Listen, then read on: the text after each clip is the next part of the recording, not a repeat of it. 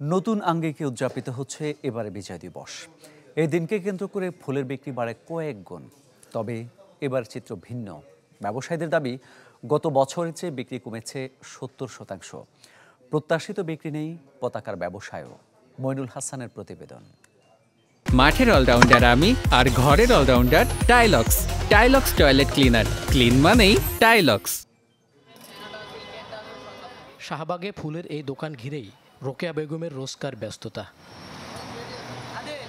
বছর জুড়ে চাহিদা থাকলেও উৎসব আর দিবস কেন্দ্রিক চাহিদা বাড়ে কয়েক গুণ। অর্ডারও মেলে আগে ভাগেই।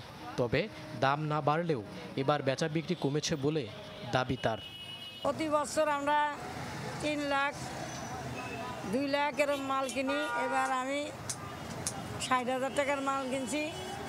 তাইও টেনশন করতেছি যে বিক্রি হবে নাকি, কাস্টমার নাই। দোকানিরা জানান, বিজয় দিবসে বীর শহীদদের শ্রদ্ধা জানাতে কতর বাড়ে গাঁদা গোলাপ ফুলের সমন্বয়ে তৈরি ফুলের রিংয়ের।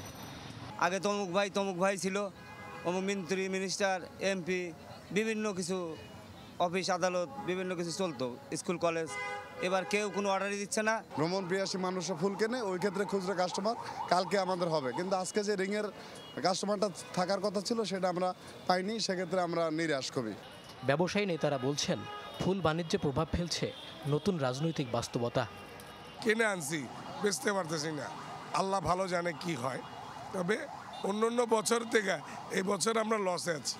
৮০% ব্যবসা কমে গেছে, 20% আছে।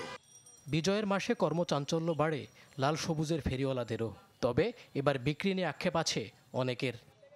বেচা বিক্রি নয়, শতকরা 2 জন 3 জন এরকম হচ্ছে।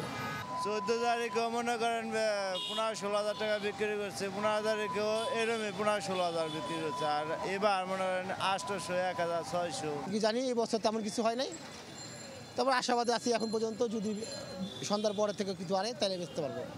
তবে অনেকের কাছেই মুখ্য নয় লাভ ক্ষতির অঙ্কটা। লাখো মানুষের আত্মত্যাগে পাওয়া পতাকা ফেরি করাতেই সুখ তাদের।